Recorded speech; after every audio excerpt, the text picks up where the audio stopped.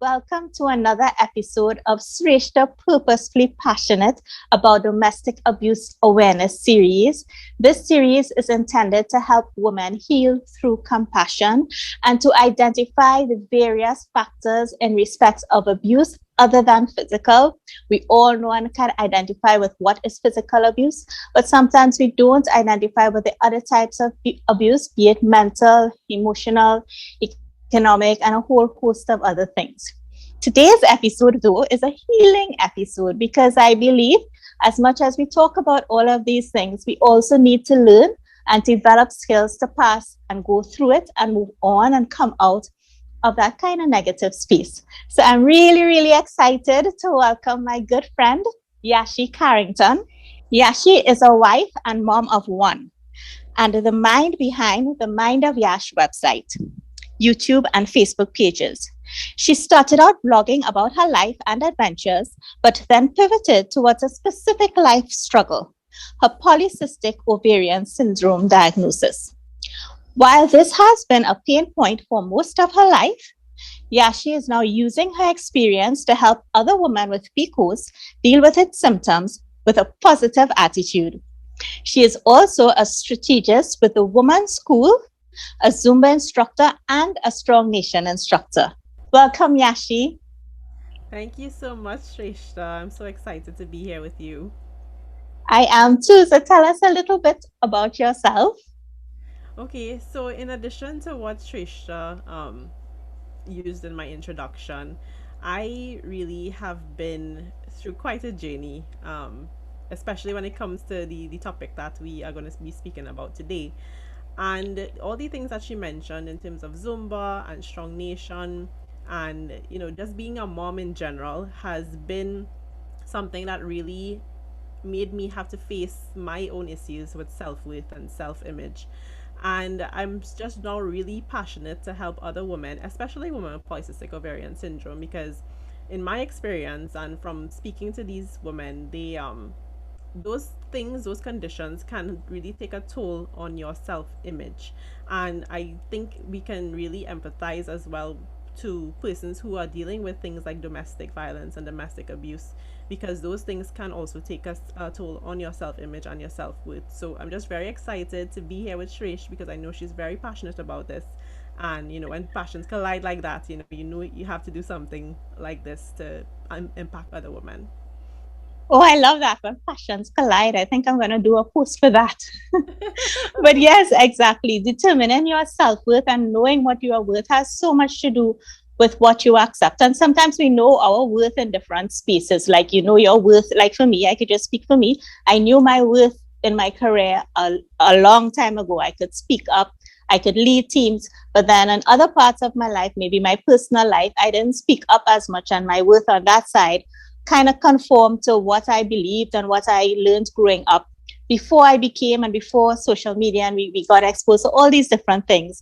So I'm really, really glad that Yashi agreed to speak today. And also, in addition to her experience, Yashi is also a strategist with a woman's school, and determining your self worth is actually part of a program in which she conducts master classes. And you can actually sign up for those. I don't know if you just want to give a quick tip on those master classes where you can build on these things and others before we begin, Yash.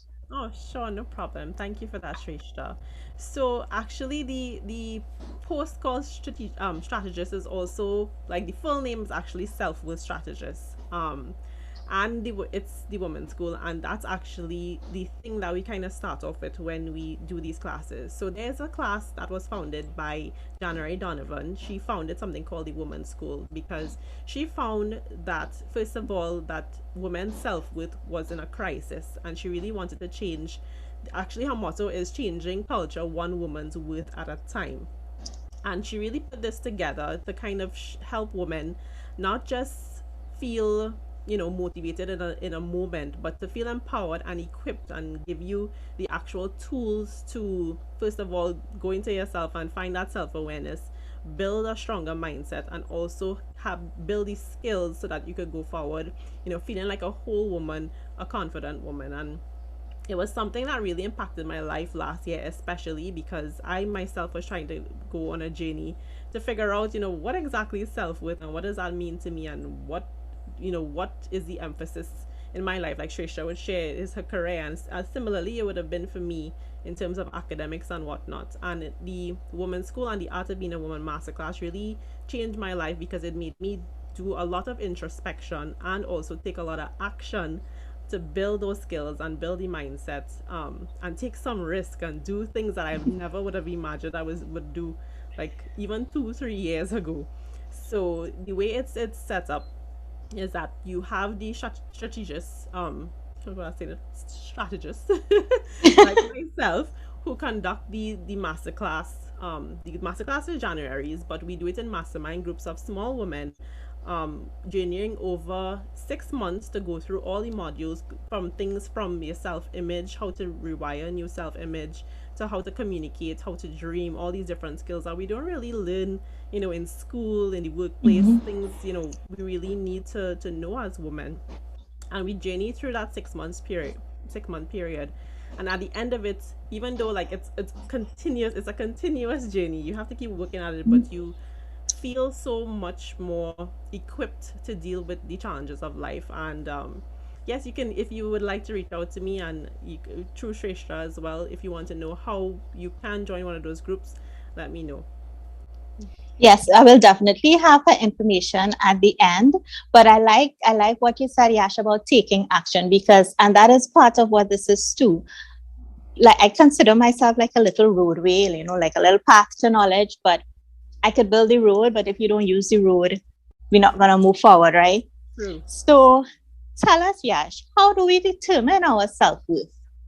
How is that determined? Okay, that's a great question, Trish. So, first of all, something that I never really considered until I went through the training myself was that your self worth is actually neurologically wired.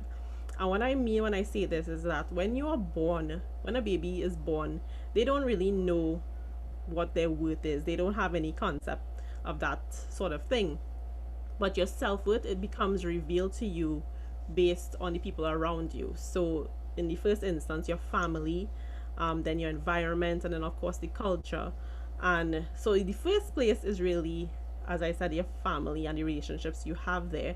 So once persons are telling you, in a lot in our own culture, people like to tease you growing up, and those type of things, and have nicknames and labels for you, and not realizing that those things can have an impact on your brain and can form those neurological patterns in your brain once it's repeated.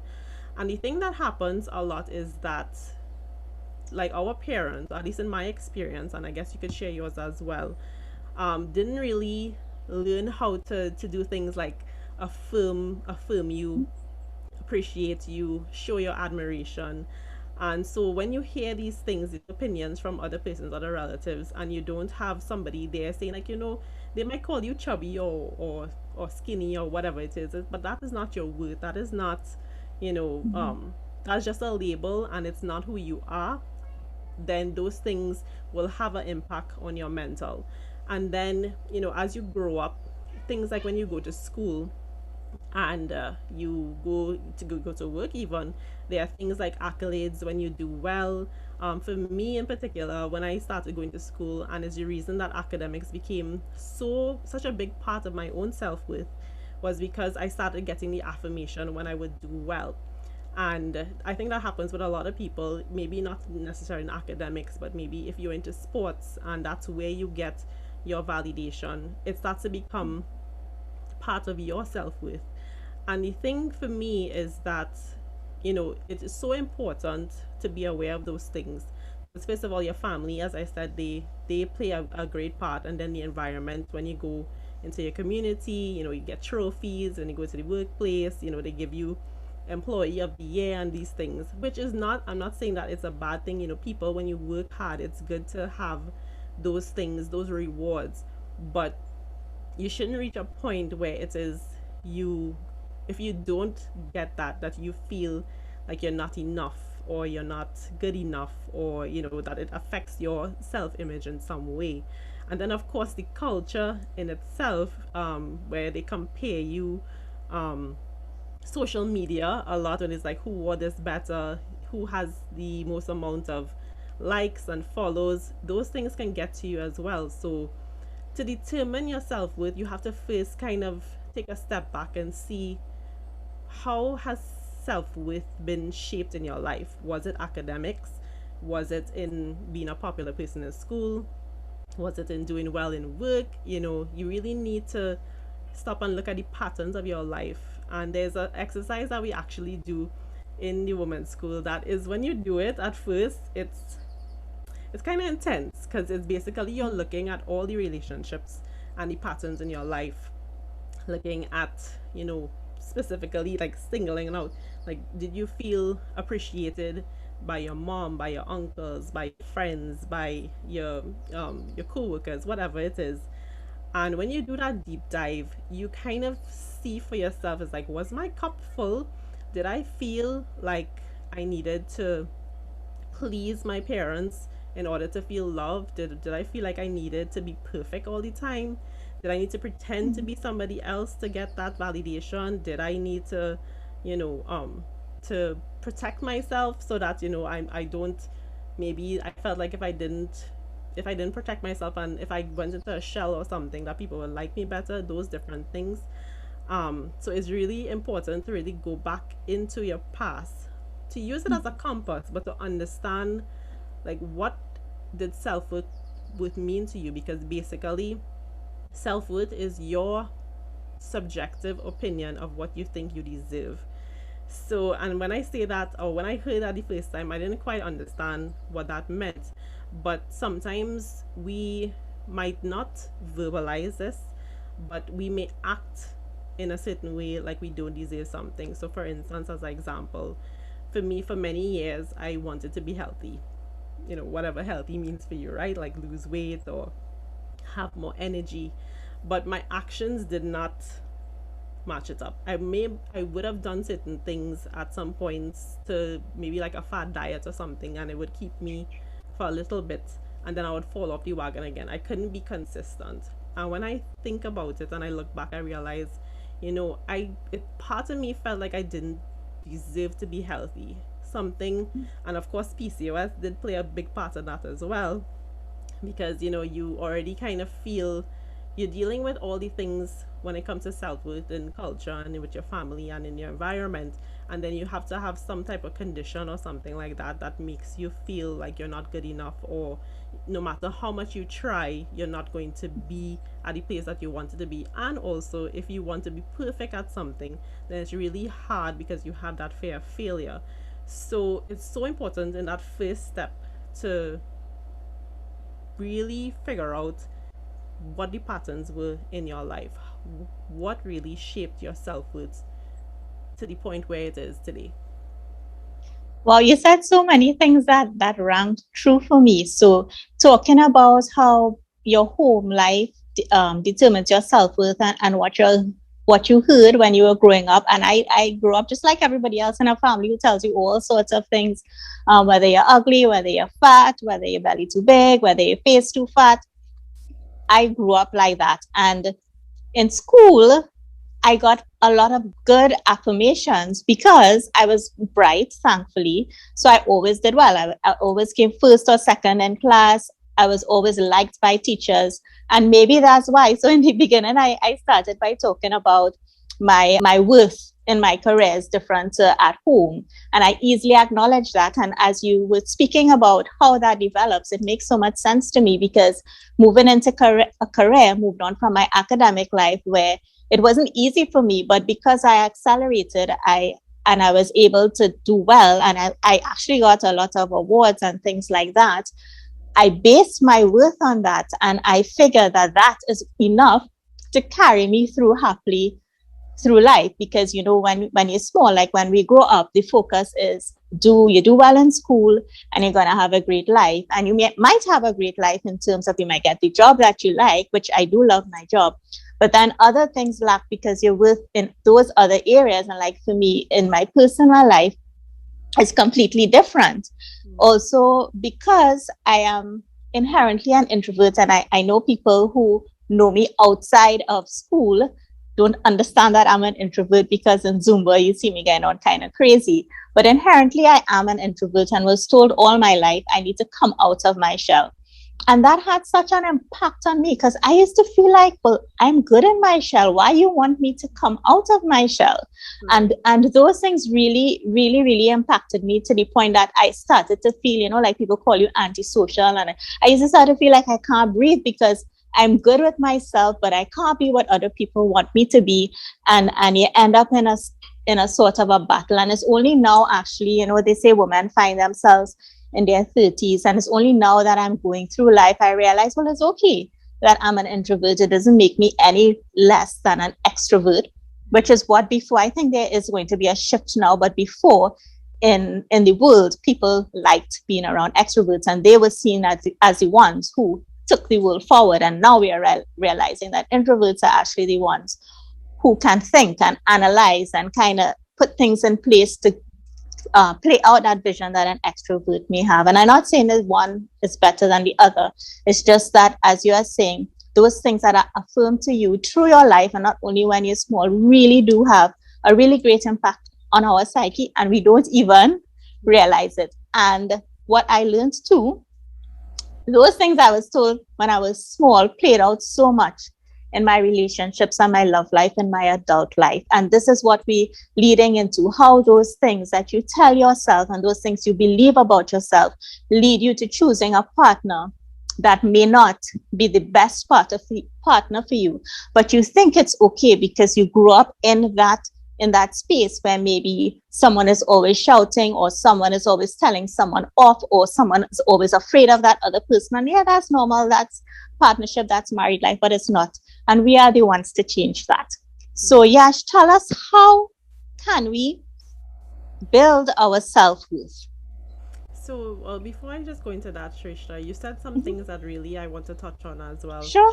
As first of all, when you mentioned, being an extrovert and introvert as well, it just made me think that of the kind of fight that we have right now. It's in the training it talks about like you're kind of hustling for yourself with, you're not feeling we have all the freedom as women now, to vote and do all these things, but are we really internally free?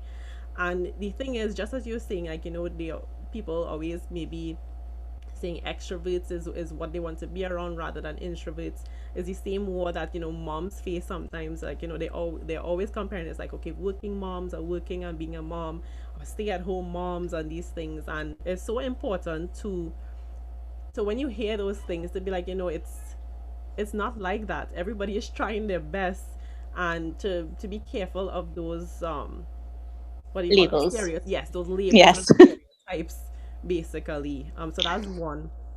Two, what you spoke about as well, that made me think of back to what I was saying in terms of how your self-worth is revealed to you. Excuse me. Because first of all, like your self-worth when you're growing up is revealed to you by the relationships that you have, and it also comes from the relationships that you continue to have. So when I say this, I mean that I have heard instances where somebody may have grown up and they were affirmed and they had, persons in their lives who appreciate them and admired them, and then they maybe had some friendships or a relationship that was not the best for them, and those persons would have maybe tried to take them down a peg, or however or they debase them or use sarcasm or whatever it is in those instances. And that person, as much as they had a strong sense of self-worth and self-image, once in that environment and you continually stay in there and you hear those things over and over, then those patterns start to form. Because you remember I said you these things are formed from neurological patterns that form in your head. And it's tough, like when you grow up like 10, 20, 30 years to try to change those things. And then maybe if you come into a situation where you're hearing things all the time, you maybe start to question yourself. You're like, really, is it true what they're saying about me? And so it's very important to first of all, if you find yourself in that situation, to really question the thoughts that you're having and the things that people are saying to you, whether it's your friends, your relatives, your partner, whoever it is, and really question if it's really true about yourself. So that was just something I wanted to touch on. So Yes, thank you. yeah, no, so in terms of determining your self-worth, or rebuilding it, I should say, um, the first thing really is to do that reevaluation. Look at the patterns, look and see what really you felt most worthy, because we kind of form these things as like, I am worthy when I do this, I am worthy if I do this. And it really shouldn't be like that. But really think about it. It's like, when do you feel like you've done something that somebody has appreciated? When do you feel worthy? And then you have to start rewiring a new self-image. Now, this one is something that really helped me in the last year, but at first I didn't really know what that meant, because your self worth, self image, what's really different, right? So self worth, first of all, is like your subjective opinion of what you believe you deserve, and your self image is basically like how you see yourself and how other people see you. So what I learned is that you can actually start changing those patterns in your brain, which was like, well, my mind was blown. I was like, okay, so because you're living with this your entire life, and when I had my daughter, basically, I all I knew is that I didn't want her to perpetuate all the negative things, whether it was anxiety, whether it was that fear of failure, perfectionism. I wanted her to be able to know her self worth and be able to be confident and go forward with life. But I had no idea. I was like, how am I even going to do this? I don't know. Because you're living with this for years and you don't know how to deal with it. So how do you change that? And the simple way really is to think about where it is you want to be in terms of your self image.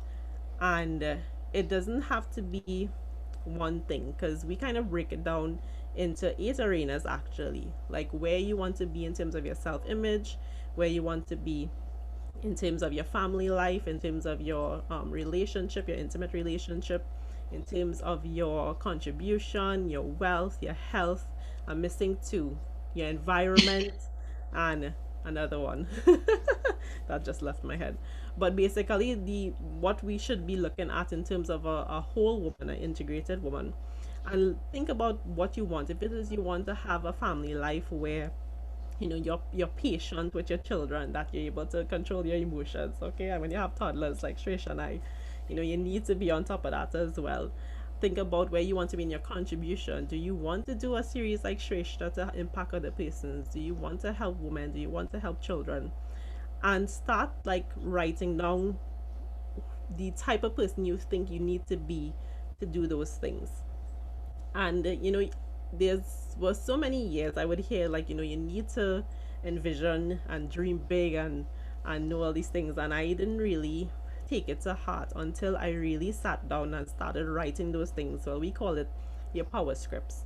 Started writing, I want to be a woman of vision, I want to be a woman of action, I am worthy of an abundant life, whatever that means for you. And sitting down and writing it and coming up with that blueprint of the woman that you want to be. And not just writing it down and then like putting it away in a drawer somewhere. It's basically you have to write it down. You are going to recite it. Now this is what I had to do, guys. I wrote it down and I recorded myself saying it to myself, which felt very weird at first. But I would listen to it every day as I drove down to work. And at first, it didn't feel like anything. And then I realized after a while that I started to believe it, or I started to take certain actions that Yashi of 3 or 5 years ago would have never even think of doing, right?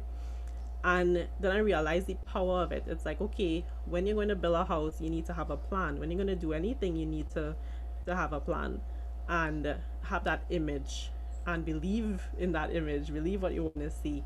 And it really did change a lot for me. And I do believe it. And anytime I hear a friend or a woman saying those things, like it pops up in my mind so much, or like I zone in on it because I know I was once there. I would say those negative things, maybe not out loud, but something would happen and I know the negative thoughts that would come into my brain. And the thing is, the self awareness part of it is so important because when you don't know that you're in a prison, then you don't know that you have to break free out of it. So that's why I kind of go back that you really need to go back into your past and understand where it comes from, and then start designing the new image. And then the third thing is to basically build the skills or even rebuild the skills, because you could say that you want to be um the best at a certain sport, the best footballer or whatever is your favorite sport, and if you don't actually practice being, a good footballer, then you're never going to get there. So you really do need to take the time to build these skills, whether it's, trying to build the skill of dreaming, because I ladies and whoever's listening, dreaming is something that we didn't really learn how to do properly, and learning how to make decisions and those things. And your self-worth determines how you dream, how you make decisions, how you communicate with one another. It designs how you behave and designs your future. And if you think about it, your self-worth would have, where you are right now would have been based on your self-worth, the decisions you made based on what you felt you deserve. But to encourage you, if you feel like you didn't make the best of decisions and your self-worth wasn't where it should have been, don't worry, you can do the work once you know right now that you could take these steps to reevaluate where you are, rewire a new self image, and then rebuild the skills to get there. Wow, that's so powerful, Yash. I'm really enjoying this, talking to you about this. I have so much to say. Yeah. So, okay, so you spoke about having a power script, right? And I understand it probably because I studied science. I understand the whole rewiring of the brain. But that power script is so powerful. So I remember, so it sounded weird to you, but it didn't sound weird to me because when I grew up singing in the choir in school, and we had a lot of performances. And one of the exercises we had to do was to look into the mirror and talk to ourselves before we go to perform. So we used to have to look into the mirror and say things like, um, this is going to be a great performance. The audience will feel happy. They will cheer, things like that, right? And so you connect with yourself or your soul when you do that. And when you do that repeatedly, that is where the rewiring comes in terms of the neurological patterns in your brain. I never actually listened to myself like in the car. It's such a good idea, and I'm going to do that. But all the things that you're speaking about, I actually would have practiced it at some point in my life. And it is so amazing how those little things can change just the next moment you're going to have. Because I've had instances where like going into meetings, and it may be a sort of intimidating meeting for me. And I say these things or these affirmations before I go into the meeting, speaking to what I want the outcome to be. And I get most of what I want from the meeting, and it works out in my favor, thankfully. And all of that has to do with what you are speaking to in terms of the power script. I never thought of it like that, but it is so true. It is your powerful script. And using that, I like what you said as well in terms of looking to who you want to be and then working on that, because that's the other thing. Sometimes we do things like we would look at this episode or we would see something and think, oh my God, that's cool. And we do it one night and then we forget about it. But the thing is, in order to work it into our lives and to really get the benefit from it, you have to keep repeating it, just as you would practice for an exam or practice running 100 meters or practice dancing. Because if you're a performer, to do a show, you practice these like 2 seconds of the song or the dance. You do that like 10 million times to get ready for a show. And it's like the same thing with your self-worth and your self-image. So I'm so excited to hear what you're going to talk about next and how to sustain all these things. I really am. I just find all this so cool. It is, and it is one of my most favorite things to talk about these days, just because I know my own journey, and I could just think about the times where I would just go into this negative space. Like nobody would know. If everybody saw me on the outside, they'd be like, this bubbly person, she doesn't have these thoughts, but on the inside, I'll be battling with anxiety. I when I look back into my past, I realized that I actually did have a bout of depression in school at one point. I don't know where it came from. I can't remember the exact circumstances. But when I think back, I was like, this sounds like I actually went through depression. I didn't know. And I guess thankfully I was able to come out of it. And with PCOS also, you have those times when you can do it. So it takes a lot of not just, self-worth, but actually yes, it takes your self-worth, because once you know your worth and you feel you're worthy of being healthy, it's a little bit easier to actually it's much easier to take these steps towards being a healthier person, because my choices back then were not the best. And when you just shared just now, like when you're a performer, to do to be your best and to be your best version on stage, not perfect, but the best version that you can be, you have to do so much work. And it kind of saddens me sometimes when I think about the fact that we spend so much energy and resources on those things, like those outward things, like to be the best performer, the best sports person, the best CEO, those things that are quote unquote external things. And we don't seem to want to spend the time or the resources on the internal work. And it can be so saddening, because when you think about it, you think of these famous people who seem happy, seem successful, and then you hear, like, they took their life, or they, something tragic to that extent, and you really wonder, it's like, well, you think they have it all together, but then you start to wonder what what was their self-worth, what did that look like for them. Like, okay, so Friends is one of my favorite shows ever, right? And the one of the actors, Matthew Perry, um he had a kind of difficult time, and recently in their reunion, I think he shared something, or maybe I saw it in an interview, where he was experiencing some type of anxiety or some type of mental health problem, because his self-worth was in getting the laugh. So if he Yes. didn't get persons to laugh, then he would be sweating. He would, it would take him down a not so great road. And when I thought about it, I was like, like even these people who seemingly successful, they have these self-worth issues. And if you don't have the persons around you to kind of affirm those things about you, because I would think back to my childhood, my parents, they really did the best that they could, and how they showed their love was to make sure we had a good education, make sure we had all the school supplies, we had a roof over our head, we had things to eat. And while I'm older, and I could, like, it sound like I get emotional to it. Now that I'm older, I understand what they were trying to do for me, but there's a part of me that really wished that we came from a place where I love you was the norm. Like, you felt that you didn't have to get all A's to really be special or to be admired or whatnot. And I'm not faulting them for it, because that's kind of what they learned as well.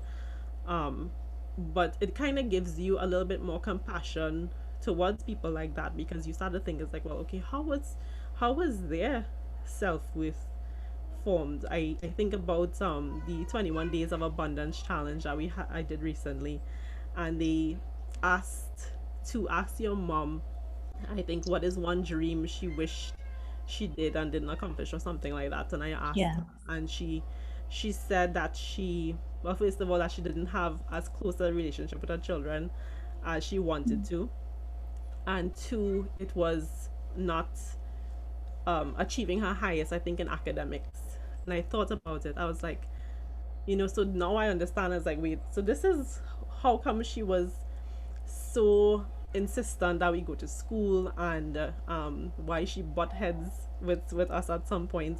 I was a little more academically inclined, but if somebody wasn't that way, she would have, like, she would butt heads with them. So it kind of makes you, it's like, okay, now I have compassion. It's like, okay, this is what she wanted, this is what she based herself with in, and that's what she wanted her children to do as well. And so it makes me even more determined to do that for my children, and hopefully other women and fathers as well could do that for for their children, because we don't want them to suffer in vain when we could be changing the generation and changing that culture going forward. And it really was my motivation at when I had my daughter. It's something that I wanted to change. I didn't know how, and finally that I understand what I need to do. And it's still a work in progress. I have days where it take a little bit extra energy, but it's for them that we really need to do this, and for all the women who are here just, feeling like they need to do certain things to prove themselves, to find a self-worth, whether it's physically or however they to build their self-worth. I want them to really understand that when God made you and put you on this earth, like, your worth was already there. He said you are worthy, and it's just the opinions of others that we really let, and even our eventually our own opinion, we start to get in the way. But remember that it's very objective, and each woman is deserving of having that abundant life, of feeling beautiful. And well, that's a whole other conversation in itself, like, what makes you feel beautiful, what makes you feel confident, what Maybe we makes could do one on that too. I'm really intrigued. so yeah, so just know that everybody is so worthy of all the good things in life, and we just kind of shaped by our experiences. And it's not a bad thing, but once we could use it to make things better in future, not to just be living in the past, but look at it, that's your compass, and then build your future to where you want it to be. Yeah, I want to say though that no matter what happened in your past, no matter your childhood, sometimes we own a resentment towards something that was unhappy. But like for me, my childhood was really good. Some parts were really good, and some parts were really bad. And I know I'm more a lucky person, but I think forgiveness is a really big part of moving forward, because the thing is, the people who ill treated you, most likely their intent was never to ill treat you. They are acting on what they learned, as you said, when they grew up, and what they knew. They didn't have the wealth of knowledge that we have. They just have what their parents told them and what their immediate family told them, and they were acting on what they thought was best for you. There are a lot of persons who had really awful childhoods, but to say maybe that was the intention of those around you, maybe it wasn't. And even if it was, there is something that triggered that ill treatment. So what I would like to, a major point of this too, is learning to forgive and not hold anyone accountable for what you are, because you could always change it, which is one of the reasons for doing this. And in addition to that, I wanted to talk about what you said about wearing that mask. So every single person on this earth wears a mask. There's a mask for your children, a mask for your colleagues, a mask for who you work with. Let me not say mask, a hat. And sometimes the mask you wear, your child could be getting you to the point that you don't know what to do, and you're so sad and you can't function, but yet you have to go into work and be this happy person. And I have experienced that a lot, not with my daughter, but there were times when stuff happened in work and I was really on the brink of tears and breaking down. But I had my Zumba class to do. And I would go and do the class, and people would think I'm the happiest person. Oh my gosh, she's so happy. But Zumba is my happy space, and I relate to the happiness in that space. But it doesn't mean that all other parts of that person's life is seamless and nothing is going wrong. Everybody has some struggle they face, no matter where you are in society, no matter who you are, what you do, celebrity, pleb, everybody have something that they face. So don't ever look at somebody and say, wow, they have it all put together. Nobody does. Everybody is struggling with something. Even the person who you're looking at and thinking, wow, she looking real good. Boy, I wish I could have biceps like her or a waist like her. And she's thinking, oh my gosh, I need to either put on weight because the other person want to put on weight, or I need to cinch in my waist more. Everybody struggles. So don't let what other people do inform who you are on your life journey, because you could change it. Yes. That's so true. That's so true, Shrish. Because it is something that in my own journey that I really wanted to be true to. I always felt like people thought that I had it all together at different points. And that kind of used to bother me because I'm like, no, no, no. That's not the case. I struggle a lot, but I also struggled with the having to ask for help or having to seem weak, because another thing with self-worth that you see these days is that you can do it all for yourself, or you're strong and you don't need anybody. And it really, that's the furthest thing from the truth, because it really is about you just knowing who you are, knowing that it's not about what you do, but it's about who you are in this world. And the connections that you make, because we are human and we need those connections, we need that help, that support, like I love that I have a friend in Trisha. If it is I'm feeling like I'm not doing too well in something, or I'm feeling low, that I could come to her and talk to her, and we could come to some type of a resolution, or just be like a shoulder to cry on. I don't want to say cry on, but just to be able to support each other. um so even that as well, don't even feel like if it is you need to reach out for help, if you need to call somebody, that it makes you less worthy, or you're a burden or anything like that. That is not the case. And do it if you need to. It's so important that you get the help that you need. Yeah, that's actually something I learned in therapy. So, if like for those of you who didn't know, I had to do therapy last year for personal reasons due to my anxiety. But one of the first things the therapist told me was define your circle of friends. And she said, Shrestha, think of the persons who, if you said you have a body to hide, they're going to come right now. And so it's basically anybody who would just do anything for you as soon as you ask them to.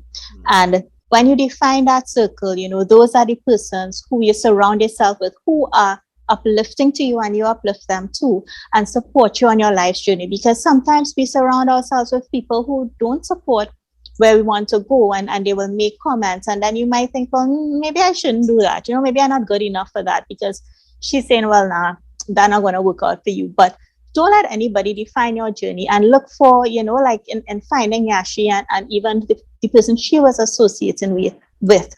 Look for your tribe and look for the persons who speak to things that resonate with you and speak to the things that you want to do. And in that, you will actually find encouragement to do whatever you want in your life, which is partly how I ended up doing this because of Yasha and her engagement to ask me to speak on one of her episodes for her series gave me the idea. And that's the thing, when you're associated with persons who are willing to do whatever it takes just to make a difference, well, that's what I want. In my case, my motto was always be the change. You get those opportunities come without you having to think of how am I going to get this opportunity. It just kind of falls into place. But Yashi, thank you so much for this, sharing this. I really enjoyed talking to you. Is there anything you want to say before we end? Mm, no, I can't think of anything. Just maybe the quote that I hear my coach say a lot is that you are unrepeatable.